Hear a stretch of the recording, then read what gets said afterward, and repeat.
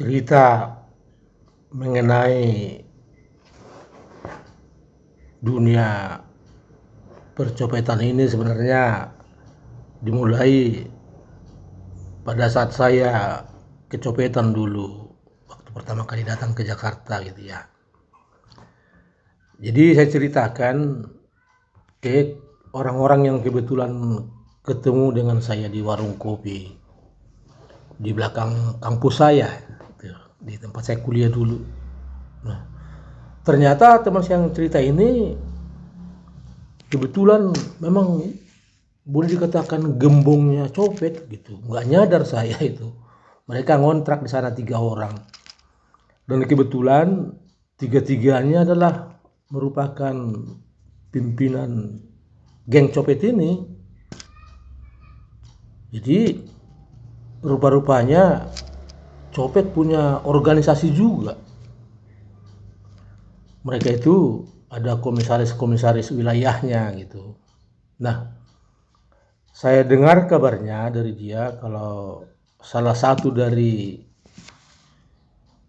trio pimpinan ini akan mengundurkan diri gitu. Jadi ketiga orang pimpinan geng copet ini ya, sindikat copet ini, anehnya nama-namanya sama semua itu.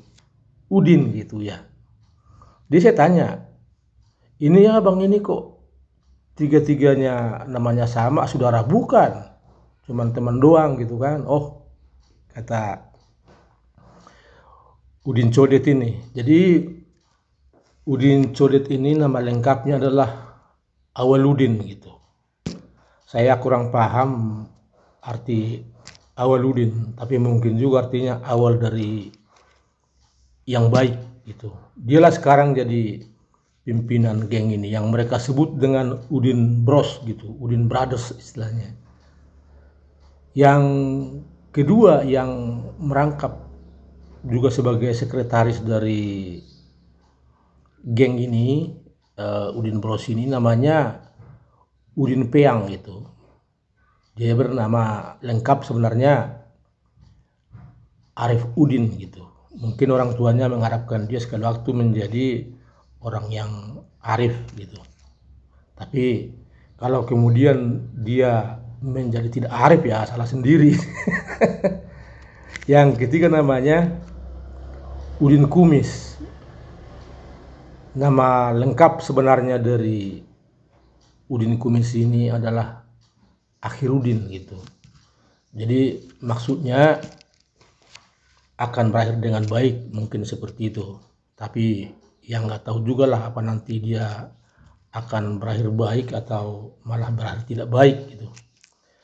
Jadi Bang Udin ini yang pentolan geng Udin Brothers ini adalah orang yang ramah sebenarnya. Dari saya ajak bicara, dari gaya bahasanya, sepertinya dia ini bukan orang yang berpendidikan rendah-rendah amat gitu ya. Karena saya pikir bahasanya cukup ya kena lah, agak berbobot gitu. Jadi dia cerita, dia dulu datang dari kampung itu sebenarnya cita-citanya adalah menjadi penyiar gitu. Kalau jadi penyiar kan tentu butuh pendidikan tinggi juga. Kesimpulan saya seperti itu. Waktu itu kan baru ada beberapa stasiun TV di Jakarta. Ada RCTI, ada Indosiar dan lain-lain gitu. Tapi mungkin karena persiapannya tidak bagus-bagus amat gitu, gagallah dia jadi penyiar gitu. Dia nggak kayak bisa nakal. Gagal jadi penyiar bukan akhir segalanya, dia bilang gitu. Dicoba sama dia menjadi penyair gitu. Jadi syairnya mungkin ya namanya syair kaki lima atau syair yang gak bermutu ya. Dia mungkin mau mencoba menyaingi syair atau puisinya Uji Tukul yang hilang dulu itu, tapi nggak mampu gitu. Akhirnya dia sadar, rupanya bukan di sini dunia saya gitu. Terakhir berpikir dia akan merubah haluannya untuk mencari pekerjaan gitu. Tapi karena ditolak di sana sini ya, akhirnya dia jadi penyamun gitu. Jadi selama melakukan pekerjaan penyamunan ini mungkin gitu ya, akhirnya dia pernah ketangkap dan digebukin, akhirnya terlukalah di pipinya sebelah kanan itu. Itulah makanya dia disebut dengan Udin Codet gitu. Tapi Udin Codet ini kayaknya di antara teman-temannya cukup disegani gitu. Akhirnya dia berpikir menjadi penyamun resikonya cukup besar, harus bernyali. Gak butuh skill di sini gitu. Setelah itu dia mikir-mikir, diputuskan bahwa saya akan alih profesi menjadi penyopet. Itulah ceritanya gitu. Di lapangan, di tempat-tempat percopetan, ketemulah dengan teman-teman yang dua lagi, sehingga mereka tuh mendirikan semacam organisasi gangster lah gitu, yang mereka sebutkan dengan Udin Brothers yang tadi itu. Jadi dia cerita, saya ini bang katanya sudah cukup malang melintang sebenarnya di dunia percopetan katanya gitu. Kalau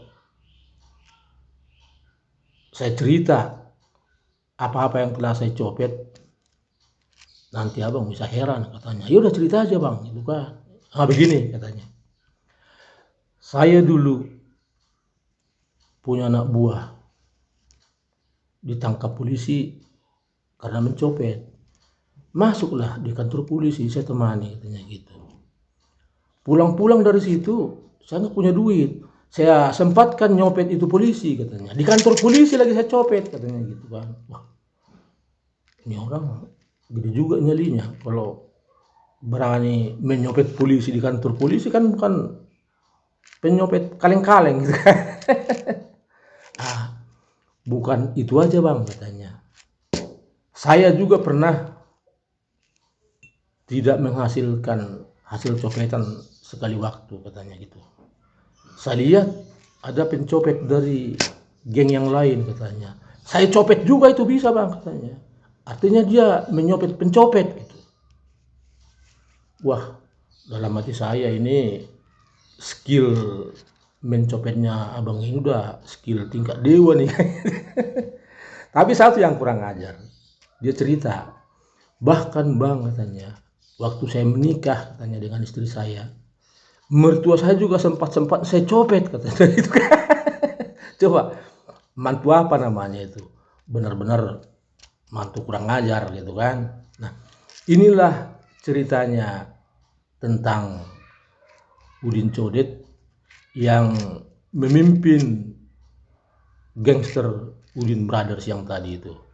Nanti masalah Udin Peang yang disebut sebagai Arif Udin dan Udin Kumis yang disebut sebagai Akhirudin akan saya ceritakan selanjutnya.